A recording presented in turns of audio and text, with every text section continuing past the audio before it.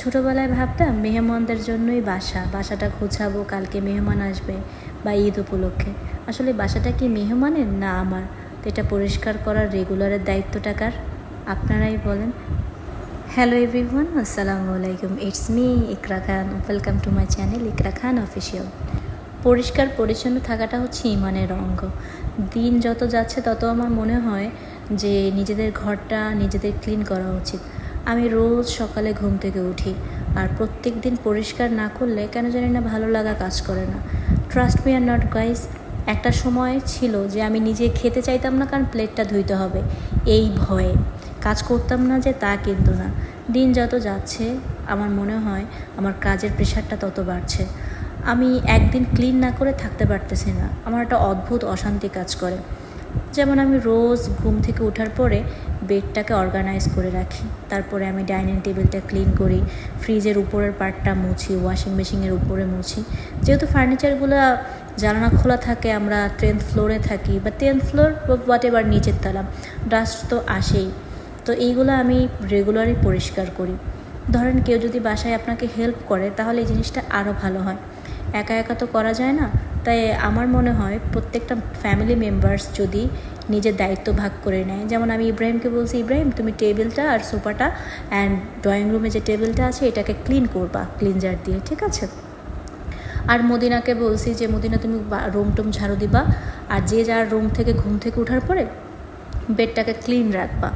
তো দেখবেন কাজ যখন আপনি ভাগ করে দিবেন ফ্যামিলি মেম্বার্সকে, তখন দেখবেন আপনার কাজটা কমে যাচ্ছে। আর আমি তো রান্নাঘরের দায়িত্ব নিয়েছি, এখন আমাদের কাপড় ধুইতে হয় না। একটা সময় আমাদের মেশিন ছিল না, তখন ধুইতে হইতো, বাট এখন আর ধুতে হয় না। এই কষ্ট থেকে আমি রেহাই পাইছি। তো আমার মনে হয় মেশিনের থেকে তুলনামূলক হাতেরটা ধোয়াটাই অনেক ভালো। বাট এবার সবাই তো আর পারছে না, কারণ অনেক কষ্ট হয়। এনিওয়েজ, আমি রান্নাটা আগে পারতাম না। ডে বাই ডে এত সুন্দর রান্না করতে পারতেছি, ধরেন খুবই সুন্দর সুন্দর, যেমন chicken wings, Chinese vegetables, fried rice, custard, তারপর ফালুদা, কেক, আইসক্রিম, মানে ইচ অ্যান্ড এভরিথিং আমি এখন পারি আলহামদুলিল্লাহ। কখন কি রান্না করব সেই মেনুটাও আমরা তৈরি করে রেখে দিই। যেমন চাঁদ রাতের কী রান্না হবে, আমি না টাইম অ্যান্ড শিডিউলটা মেনটেন করি, যে এতটুকু সময় আমি রান্নাঘরে যদি ব্যয় করি, বাকি সময়টা অ্যাজ এ আমি স্টুডেন্ট, সেক্ষেত্রে আমার পড়াশোনাটাও আমার খুবই ম্যান্ডেটরি। সো আমার ভাই বোনের পড়াশোনাটাও দরকার। তো সেক্ষেত্রে কী করে আমি টাইমিং মেনটেন করে কাজ করি।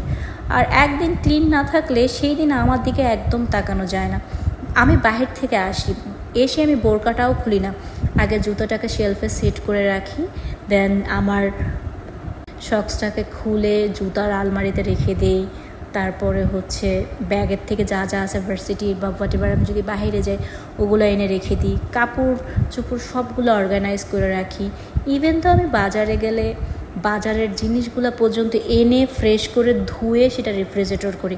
আগে আমি কি করতাম ছোটোবেলায়, হুটহাট করেই মানে রক্ত সহ ওইগুলো আমি কী করতাম, রেখে দিতাম।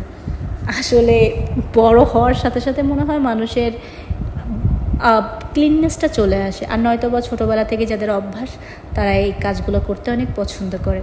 মদিনাকে আমি কত বকি যে মদিনা একটু ঘরের কাজ শেখ, একটু ঘরের কাজ শেখ। ও না কথা একদমই শুনতে চায় না, ও কিছু করতেও চায় না কাজ।